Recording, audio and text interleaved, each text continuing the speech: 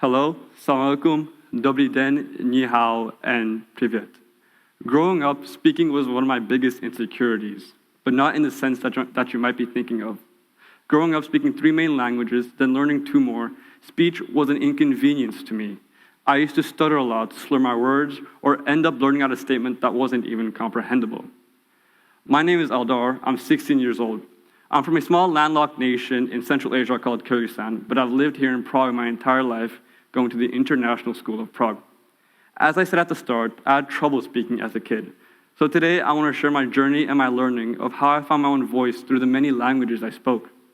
I hope that this gives people also growing up in a new generation immigrant household their own choice to also find their own voice in the jungle of the languages that they have to speak.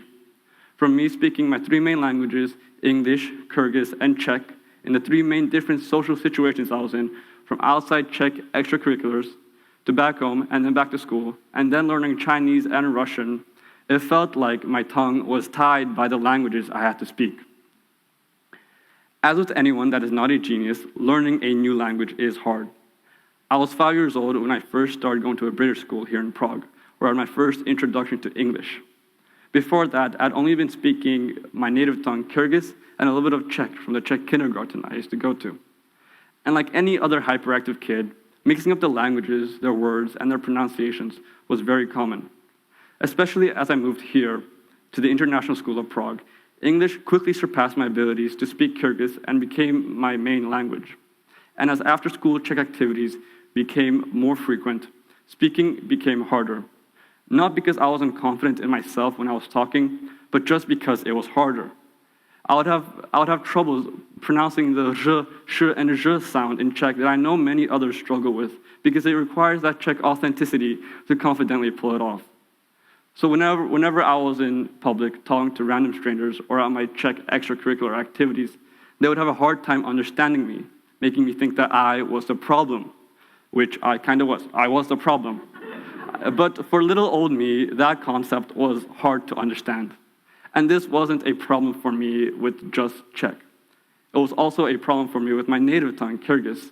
There's a certain sound in Kyrgyz that you have to make that comes from the back of your throat, making a h or a l sound. Try it for yourself if you wish to. Yeah, I can't be the master on this, so. And an example of a word that that requires these sounds is the Kyrgyz word gelatam, which means I am doing it. But because of my troubles with pronunciations, it just comes out as glatam, which sounds something like I'm saying like zlatan or literally anything but that word. And knowing this, that the way I spoke sounded like I was gargling a potato down my throat, is what set this insecurity in place. And I think this just stemmed from me being multilingual. I had no one true authentic example of how to speak in that certain language. I lacked the ability to recreate those same pronunciations that the rest do in those languages. I lacked the ability to share the same common voice that they all share. And although this insecurity started peaking during my middle school years, it was also when I had to start developing my voice into what it is today. I often reflect what really got me over this insecurity, and I realized it was my friends, the community. It was partly them that helped me get over this insecurity because we shared the same interests. From the music that we listened to the videos we shared with each other, the voice just came together, all influenced by little bits of us. And knowing that the voice that I had around them and that they were accepting of this voice, I knew that this voice, that this type of speaking was the one that I spent so much time getting. Because like I said in the beginning, it was my friends, the community, that really helped me get over this insecurity. One moment from actually just a few months back sticks out to me, from when my friend imitated me talking like teachers in professional situations. It was interesting to see that subconsciously, I had different variations and adaptations of my voice depending on the social situations I was in. But it had also given me flashbacks of an insecure part of my life where I'd been in, where I was trying to fit in using other people's voices while my own was still coming together in pieces. One final thing that really definitely got me to confidently own my voice was definitely the compliments. Just like anyone else gets over their insecurities or gets confident, compliments had made me confident. And since compliments weren't like supplements I could easily take to boost myself, I admittedly treasured them. From random strangers occasionally complimenting my Czech, where I'd previously, 5 minutes before, practicing what I was going to say, exactly how I was going to say it, or to my friends saying I have a good voice, or to one of my Czech friends saying that my voice in Czech was cool and unique. I knew that this was a voice that I wanted to keep. Or a phrase that my parents used to say as I was growing up, Eldar tura sula, which means Eldar, speak correctly, because as I said before, speaking in Kyrgyz sounded like I was gargling a potato down my throat.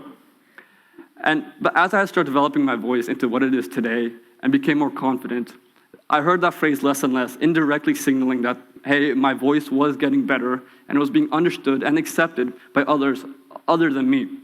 Or finally, my 7th grade language arts teacher saying, Eldar, you're a good public speaker and you have a good, powerful voice, so use it, and recommending me to do TEDx. And that quote brought me here today, because next I start talking more emotionally, more physically, expressing myself, my emotions better, leading to better conversations and connections, and developing this voice and that I now embrace as a part of myself. I want to go back when I first started this talk, and I called my speaking an insecurity. Although it did go away like an insecurity, I think of it as a work in progress, a process, let's say, that will hopefully last me my lifetime. 80 years, 90 years, 70 if I eat too much junk food. But my main point is, there's a Czech saying, kdo se počká, ten se dočká, which translates to, who is patient will get what they deserve or what they want. Or in Kyrgyz, a phrase that literally everybody says and drives me nuts, kudai buyursa, which means if hope in God, or if God is willing, or if God allows. Both quotes saying, trust the process, let it run its course, and obviously do your work, and everything will come out fine. And I did let it. I let the process run its course. It was a large maze of twists and turns of learning experiences and a lot of dead ends. It wasn't this long tunnel where at the end it was perfect speaking, because there is no way someone can speak perfectly. Someone will always find it annoying or boring or repulsive. Like Taylor Swift, the icon herself said, haters gonna hate, hate, hate, hate. So shake it off, so shake it off. And it is true. Haters are gonna hate. But your voice is the only part of you that you cannot fake. It's the only part of you that will always be you. So everyone should be confident in their own voice, because everybody deserves to.